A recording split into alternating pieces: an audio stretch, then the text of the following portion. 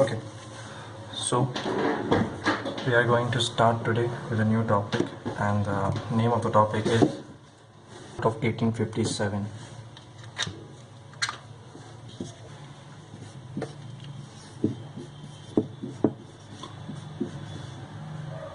मैं बस एक डेट लिख रहा हूँ, 1857। इसको वैसे तो हमारे अगर इंडियन हिस्टोरियंस यानी जो भारत के इतिहासकार हैं उनकी भाषा में देखा है तो ये पहली आज़ादी की लड़ाई कहा जाता है इसको, 1857 को, और ब्रिटिश की तरफ से कि सिपाही म्यूटिनी कहा जाता है इसको। तो ये एक तो ब्रॉडर पर्सपेक्टिव्स हैं। अब एक्चुअली ये भी बहुत इंटरेस्टिंग है कि 1857 को अगर हम डिवाइड करें तो ये अपन ये कि इंडियन हिस्ट्रीज की तरफ से देखें और एक ब्रिटिशर्स की तरफ से देखें, ब्रिटिश की तरफ से देखें, इंडियन और ब्रिटिश, तो आपको ये देखने को मिलेगा कि जो इंडियंस थे वो इसको बोलते थे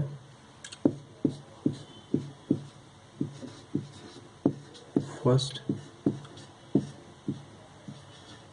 वॉर ऑफ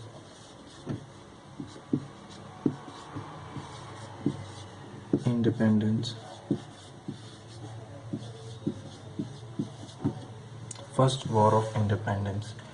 क्योंकि अगर देखा जाए इसका जो टाइमिंग थी एक्चुअली, जो 1857 जब ये हुआ तो ये एक्चुअली स्टार्ट कहीं हुआ था ये मार्च में कहीं, और जो इसका एक फुल उस पर पहुँच गया था, ये पहुँच गया था अप्रैल मई के आसपास। तो इंडियन क्लाइमेट के हिसाब से देखा जाए तो जो अप्रैल मई का टाइम रहता है वो रहता है समर टाइम, गर्मियों का टाइम। और ब्रिटिशर्स यूजुअली आते हैं कोल्ड क्लाइमेट से, उन्हें इतनी गर्मी सहन करने की क्षमता नहीं रहती है। They are not use to the so much heat. Indians they are use to it. तो ये एक साइकोलॉजिकल देखा जाए तो ये भी एक तरीका था। दूसरा इसको माने कि ये हाई वॉर था, तो जैसे कि मैंने बताया अगर इसका फर्स्ट एविडेंट देखा जाए तो वो हो सकता है इसका कि जो इसकी टाइमिंग थी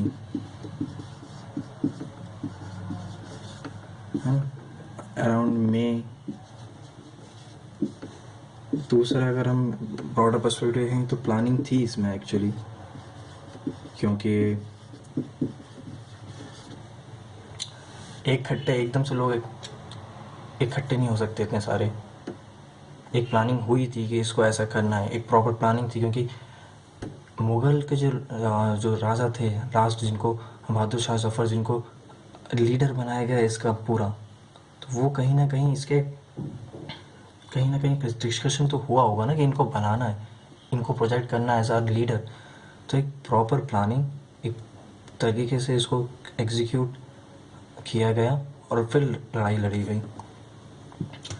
हाँ, तीसरा और कहा जाए तो एक इसको टुकड़ों में बांट दिया गया था। मतलब ये कि एक कोई कानपुर में लड़ रहा था, एक यहाँ पे झांसी में लड़ रहा था, कोई लखनऊ में लड़ रहा था। तो ये अलग अलग बटे हुए थे चीज़ें, और वो अपने हिसाब से वहाँ पे उसको लड़ रहे थे। तो एक प्रॉपर प्लानिंग भी कहूँगा मैं उससे, वो प्रॉपर प्लानिंग में ही आ जाएगा वो। एक और जो रहा है कि इसको ये जो ज़्यादा बुक लिखी गई हैं 1857 के लिए, वो ज़्यादा लिखी गई हैं ब्रिटिशर्स की तरफ से। जो ब्रिटिश के हिस्टोरियंस रहते हैं, इतिहासकार जो ब्रिटिश के रहते थे, अंग्रेजी इतिहासकारों की तरफ से लिखी गई है, तो वो ऑब्वियसली ब्रिटिश के पक्ष में ही उन्हें लिखा है। तो एक ये भी एक कारण है कि most of the written record is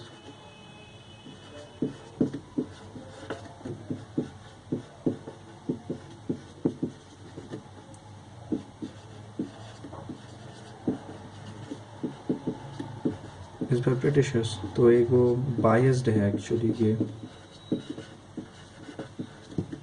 जिसको मैं ब्रैकेट में बायस लिख रहा हूँ, तो वो क्या ब्रिटिश की तरफ थोड़ा बायस था। अब मैं बोला जाऊँ कि ये जो ब्रिटिश ने जो बोला था, तो ब्रिटिश ने बोला था कि 1856 की जो लड़ाई है वो उन्होंने बोला कि वो है एक सिपाही म्यूटिनी। अब मैं आपको ये बता दूं कि व्हाट इज़ सिपाही एक्चुअली। तो सिपाही जो रहता है वो एक्चुअली एक इंडियन सोल्जर्स को कहा जाता था।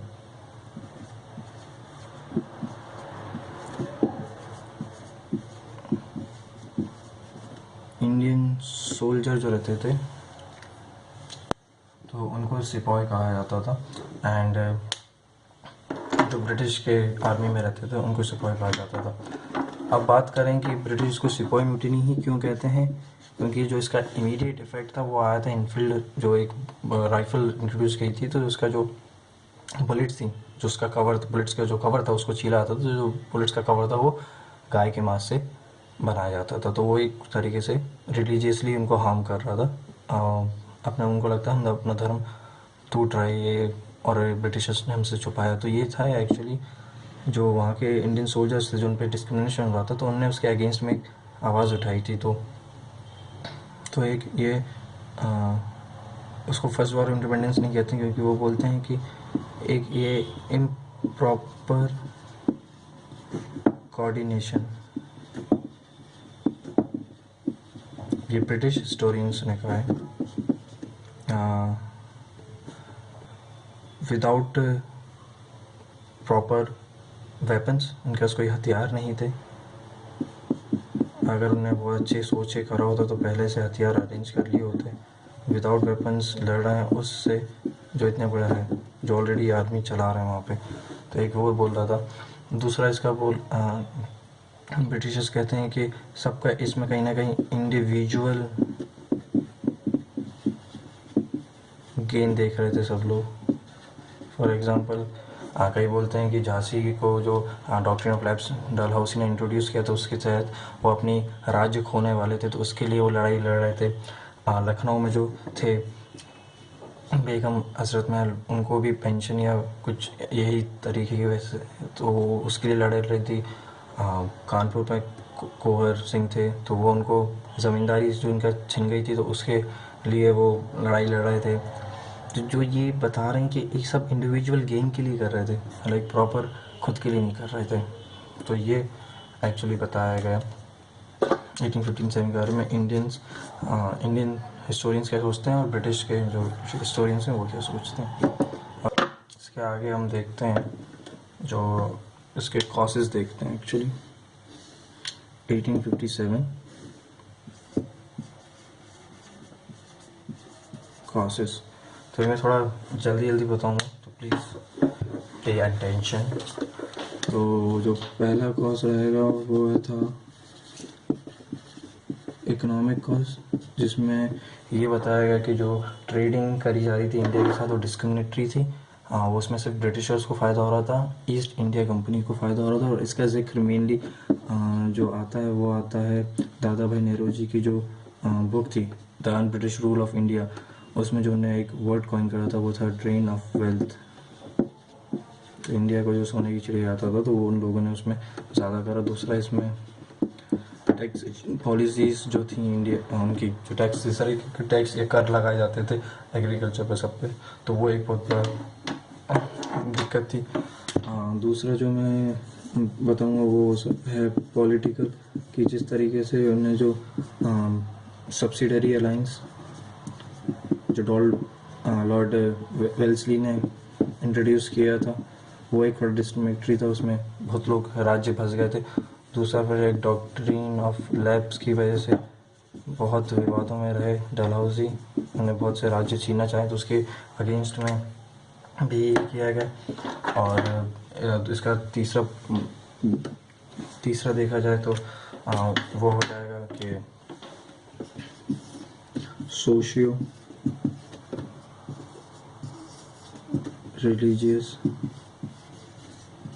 उसमें देख सकते हैं कि जैसे सती को अबॉलिश करा तो वो एक्चुअली था अच्छा, बट वो कहीं ना कहीं हिंदू धर्म को इंटरफेयर कर रहे थे। विडो री मैरिज को भी उन्हें एक एक्ट लिया है उसमें उसको लीगल कर दिया, तो कहीं ना कहीं वो हिंदू के जो रिलीजियस मैटर्स थे उसमें इंटरफेयर कर रहे थे। और जो सबसे ज़्यादा इमीडिएट रीज़न कहा जाता है वो ऑब्वियसली कहा जाता है कि वो जो सिपाही म्यूटिनी जिसको मैंने जिक्र किया था तो वो एक इमीडिएट में आ जाता है। इमीडिएट वन, और उसको कहेंगे कि जो एंड फील्ड जो राइफल्स आई थी उनकी जो बुलेट कवर थे वो बने थे काउ स्किन। तो वो कहीं ना कहीं हिंदुओं को फिर से हार्म कर दिया। एक्चुअली ये मुस्लिम्स को भी कर रही थी हार्म, क्योंकि उनके भी लॉ में ऐसा आता है। तो ये पर्टिकुलर रीजंस थे, कॉजेज थे, जिसकी वजह से एक जो रिवॉल्ट ऑफ 1857 1857 का विद्रोह शुरू हुआ। सो जो नेक्स्ट टॉपिक हम पढ़ेंगे वो होगा इसके आउटकम्स कैसे रहे, कहाँ कहाँ पे लड़ाइयाँ हुई और क्या क्या रीज़न रहे, वो क्या लड़ाई लड़ रहे थे और वो हारे या जीते, और 1857 के बाद ब्रिटिश की पॉलिसीज़ में क्या क्या चेंज आया। So I hope you like this and please do tell me